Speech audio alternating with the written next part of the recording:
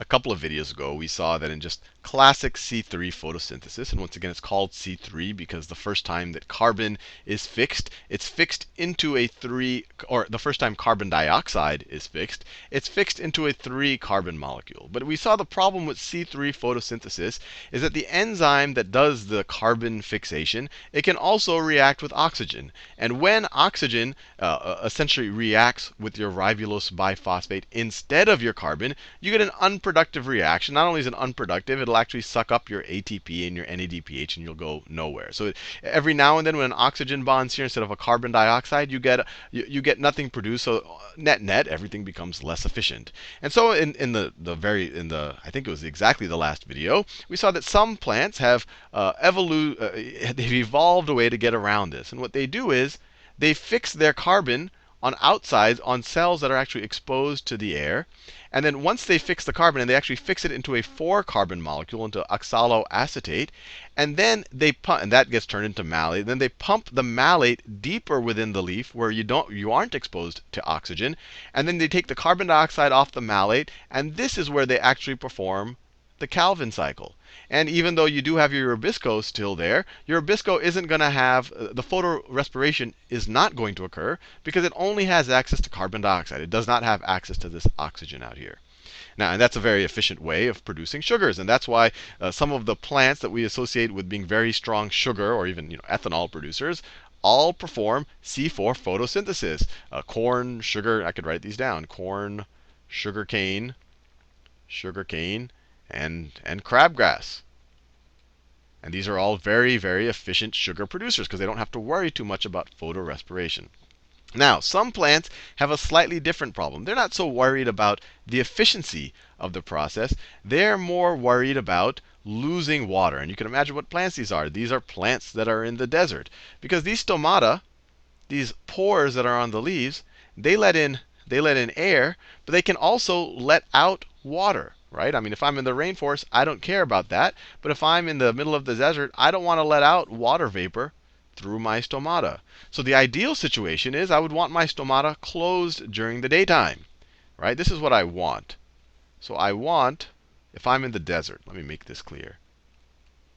If I'm in the desert, I want stomata closed. I want stomata closed during the day. Right? For obvious reasons. I don't want all my water to vaporize out of these holes in my leaf. But at the same time, the problem is that photosynthesis can only occur during the daytime. And that includes the dark reactions. Remember, I've said multiple times, the dark reactions are badly named. They're more the light-independent reactions. But they both occur simultaneously, the light-independent and light-dependent, and only during the daytime.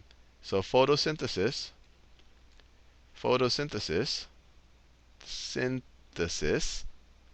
only at day. And if your stomata is closed, you need, to perform photosynthesis, especially the Calvin cycle, you need CO2. So how can you get around this? If I want to close my stomata during the day, but I need CO2 during the day, how can I solve this problem? And what desert plants, or many desert plants, have evolved to do, essentially does photosynthesis, but instead of fixing the carbon in outer cells and then pushing it into inner cells and then performing the Calvin cycle, they do it instead of outer and inner cells, they do it at the nighttime and in the daytime. So in CAM plants, and these are called CAM plants because I could tell you what it stands for. It stands for crassulacean acid metabolism, and that's because it was first observed in that species of plants, the crassulacean plant. But these are just called, you could call it CAM photosynthesis or CAM plants. They're essentially a subset of C4 plants. But instead of performing C4 photosynthesis kind of in outside cells and inside cells, they do it at the nighttime and the day. So they're a subset of C4 plants, or C4 photosynthetic plants. And what they do is, at night, they keep their stomata open.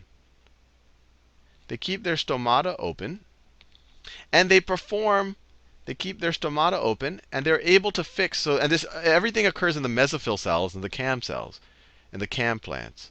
So at the nighttime, when they're not afraid of losing water. So let's say this is a mesophyll cell right here. My stomata is open. Let's say that this is my stomata right there. And so it lets in carbon dioxide. I'm not worried about losing water vapor. It's nighttime right now, so carbon dioxide comes in here. And then it fixes the carbon dioxide. It fixes it the exact same way that the C4 plants do. So you have your CO2 come in, CO2. You have your PEP. You have your PEP. It's all facilitated by PEP carboxylase. That's the enzyme that can only fix CO2, that can only react with CO2, not with oxygen.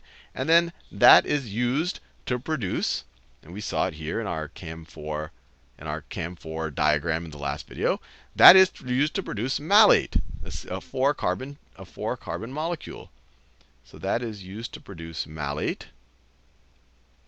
And then the malate, and then this is what's key. The malate gets stored in other organelles in the cell, in the vacuoles, which are, you can kind of view them as large storage containers in the cell.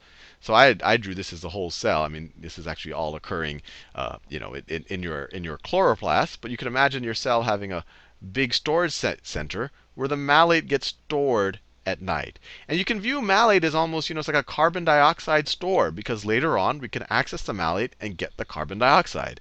And that's exactly what these CAM plants are going to do. So this is nighttime.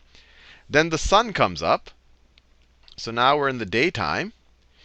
This desert plant, well, maybe it's a cactus, it doesn't want to lose its water vapor, so it closes its stomata. So it's the stoma, this particular stoma now, is closed. It's now closed, and you say, oh boy, how's it going to perform photosynthesis? Well, it can perform photosynthesis in that very same cell, because it stored up all of this malate at night. And so now the malate can be pumped out of the vacuoles into the stroma of our chloroplasts. And then you can have the pyruvate break off. But the more important thing is you have CO2 break off. So you have a ready supply of CO2. And now we can perform our standard Calvin cycle. In an environment only with CO2, our stoma is closed. So we're ready to go. Our CO2 reacts with ribulose biphosphate, catalyzed by Rubisco. It's the whole Calvin cycle, and we produce our sugar. So this is kind of a neat adaptation. In these very efficient sugar-producing plants that aren't that worried about water, they perform carbon fixation on things that are exposed to the air, and then they pump kind of a stored version of the carbon deeper into the leaf to actually perform the Calvin cycle, so that it's not lossy, so that photorespiration doesn't occur, because down here you have no oxygen. The desert plants, I mean, they benefit from that property as well. But their whole concern is, I don't want to keep my stomata open in the daytime. So what I do is I fix my carbon at night. But I use the exact same process. I use PEP carboxylase. And I store it. I store my carbon dioxide at night. And in the daytime, I can actually, when my light dependent reactions are occurring, and they're producing my ATP and my NADH, I can also perform my dark reactions in the daytime. As I said, the dark reactions always occur in the daytime, or my light independent reactions, because even though my stomata is closed, I have a store of carbon dioxide in the form of malate.